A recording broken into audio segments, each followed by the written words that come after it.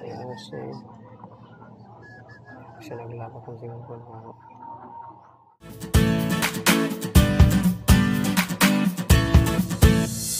Good day guys, for today's video, next naman to 5 if ay magpalit tayo ng clutch lining. Ito po ay nagkaroon ng problema. Slide na sa tumakbo at hirap na siyang makaahon. So nag-decide si Bossing na bumili ng bagong clutch lining kasi akala na clutch lining lang daw ang problema ng kanyang motor. Ang presyo niya ay nasa 1,345. Ito po ay seat at genuine niya ang pagkabili ng clutch lining na ito. Ngayon, para masimulan natin ito guys, tanggalin natin ang kanyang kickstarter, ang kanyang footrest at ang kanyang tambocho para hindi tayo mahirapan baklasin ang kanyang crankcase cover. So tanggalin muna natin lahat ng mga bolt na makikita natin sa kanyang crankcase guys. Sabi ko kay Bossing na hindi lang clutch line ang dahilan kung bakit nagkaroon na pag-slide o mahirap manakbo ang motor. Meron ding dahilan ang ibang dahilan kundi ang kanyang primary clutch at ang kanyang clutch shoe kasi ito rin nagbibigay ng pirsa sa ating motor. Tamang hatak at lakas. Mo-confirm natin na nasa primary clutch din ang problema ng kanyang motor once nabaklas na natin ang kanyang crankcase cover guys. So for the meantime is magpapalit muna tayo ng bagong clutch lining ng kanyang makina. Tanggalin muna natin lahat ng mga bolt na makita natin sa kanyang crankcase guys. So kahit kaya mag-DIY once meron kayong power tools at mga tools na pangtanggal sa mga bolt. Usually talaga pag ang ating motor ay umabot sa mga 5 to 6 years ay may problema na rin ang ating primary clutch. Yung clutch line natin ay hindi yan basta-basta nasisira once na lagas sa oil ang ating makina. So tanggalin natin ang kanyang crankcase para malaman natin ang buong sitwasyon ng kanyang clutch lining at saka primary clutch. Pati na rin ang kanyang clutch shoe. First time pa itong nabaklas sa loob ng 5 taon pero ang motor nito guys ay hindi masyadong nabubugbog kasi nga trabaho at saka bahay lang ang kanyang serbisyo. Pero paminsan-minsan ay binabiyahe din niya itong motor sa malayo na lugar guys. Kaya may possible din na masisira ang ating primary clutch. Depende na rin sa kanyang lugar na pagdaraanan. Kasi yung lugar na kadalas inuwian niya ay matatarik ang mga daraanan.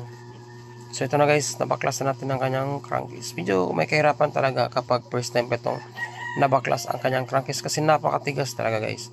So yun, nasira natin ang kanyang gasket. So hirap na makahanap ng gasket ng Experimental FI. So ito na guys, tanggalin natin ang kanyang piece sa mga clutch. So itong triangle ito na may bulitas. At yung kanyang clutch brick, tanggalin natin. May guide yan guys, tinuro ko guhit o dot. So dapat naka-coincide yan kapag once binalik natin ang kanyang clutch brick. Clutch arm brick. So tanggalin natin ito. So yan tinuro ko, isandaan nyo lang kapag kayo nagdi-DIY. So ngayon naman ay tanggalin natin ang kanyang centrifugal cover guys. So may 3 bolt yan. Yung tinanggal ko gamit ang ating electric impact wrench. So may nut sa likod yan. Malaking nut na nakatago. So tanggalin natin yun para matanggal natin ang kanyang primary clutch. So yan, may mga dumi-dumi yan sa likod guys kasi once na umikot yung makina natin, dyan din dumadaan yung mga oil. So kadalasan sumasama yung mga dumi at dyan na iimbak sa loob ng ating centrifugal o ating clutch shoe. Kasi may butas dyan sa loob ng ating crankshaft. So kadalasan dyan na iimbak yung mga dumi na galing sa lalim ng ating makina o sa ground ng ating makina. So para matanggal yung nut, kailangan natin silsilin yung kanyang lock guys na parang washer. Para may pasok natin ang ating castle wrench. So nakalock yan guys, lalo na sa mga may kanal. Kapag napabukan natin yung parang lock na washer guys, kailangan naman tanggalin itong gasket niya. Kasi itong gasket niya ay possible masisira yan kapag hindi natin siya tinanggal. Baka matamaan natin yan or masagi. So delikado, baka maputol. Dapat buo yan. So tanggalan natin gamit ang kutsilyo guys. So may dumi yan sa gitna yun, no? Yung tulad ng sasabi ko, nakapasok dyan sa loob. Usually talaga na-imbak yan guys. Kadalasan nga ang iba is napupuno yan. So, dapat linisin natin yan para maiwasan natin magkaroon ng problema sa ating daluyan ng ating oil. So tanggalan natin ang kanyang clutch bearing. So na-i-vlog ko na ito last week guys na ang numero ng ating clutch bearing ng FI ay nasa 6003. So special bearing ito kasi napakanipis po ng kanyang bearing. So tanggalin natin ito. So paano ba tanggalin? Kailangan natin siyang sikwatin lang ng flat screw or kahit long nose guys. Yun, natanggalan natin siya. So ito po ay special bearing. Makapareha po ang kanyang clutch bearing sa Honda XRM na carb guys. 6003 din, special bearing din ito. Magkapareha siya sa bearing sa cams ng MIUI 125. So naalala ko lang, no? Kasi yung kadalasang issue ng mga M3 guys, kapag nasasira yung kanyang cam bearing, 6003 din ang sukat. Tapos manipis din siya na bearing. So yun guys, so 6003 siya. Yan, manipis siya. Meron kasing 6003 na makapal. So na-vlog ko na ito dati. Yung kinumpara ko yung makapal at saka manipis na 6003. Next naman, tanggalin natin ang kanyang nut. Ito guys, yung sinabi ko. So kapag natin pinabuka yung washer na yun o lock, hindi natin mapasok ang ating castle wrench. So ang gamit natin castle wrench is 21mm lang guys.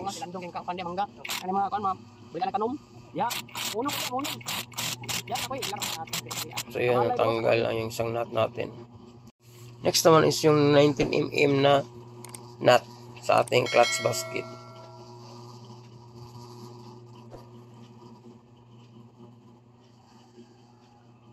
Kamahalan talaga ang genuine na clutch lining guys kumpara sa mga replacement. Pero hindi ka makakabili ng class A o replacement na clutch lining ng FI guys. Hirap makahanap po ng replacement. Usually talaga is genuine talaga. So natanggalan natin ang kanyang nut. Next naman, tanggalin natin ang kanyang washer guys. So dalawa po ang washer na yan. Yung parang may lock o na parang may mga kamay. Tapos yun namang washer na manipis. So next naman is tanggalin natin ang kanyang clutch shoe.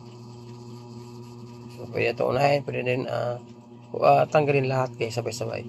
Pero unahin natin itong clutch shoe para makita natin ang sitwasyon ng kanyang primary clutch, kung may tama na ba ito or wala.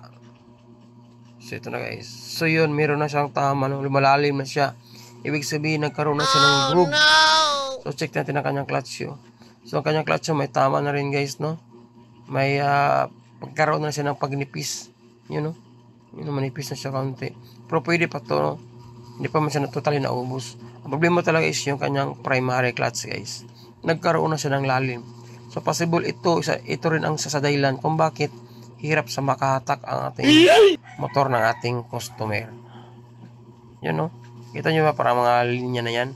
Yan po ay lumalalim. Resulta ng ating presado ang gamit ng ating motor. At nagkaroon na siya ng paglalim. So ito yung dahilan kung bakit mabagal ang takbo ng ating motor o hirap ang kanyang hatak. Kapag lumalalim na siya at hirap ng makadikit ang ating clutch shoe. So ito yung advice ko kay bossing. Next time is magkaroon na siya ng pag-budget na maka-order ng bagong clutch wheel. Kung ayaw niyang ipa-build up muna ang kanyang primary clutch guys. So tanggalin natin yung tatlong bolt na yan sa kanyang clutch basket. Try natin mahirapan pang luwagan yan sa labas guys. Pinresin nyo, pwede rin sa labas tanggalin. Ang importante is matanggal natin ang tatlong bolt. Sa likod ng tatlong bolt may 6 yan na clutch spring. So yan guys, pinicture ni bossing ang kanyang primary clutch kung sakaling makaya. Karoon siya ng budget at siyempre maka-order siya ng bago. Kung sakaling hindi niya gustong ipa-build up ang kanyang original na primary clutch o clutch wheel. So tanggalin natin to guys sabay kasi nito matanggal lang isa-isa lang. So kailangan sabay natin siyang bunutin.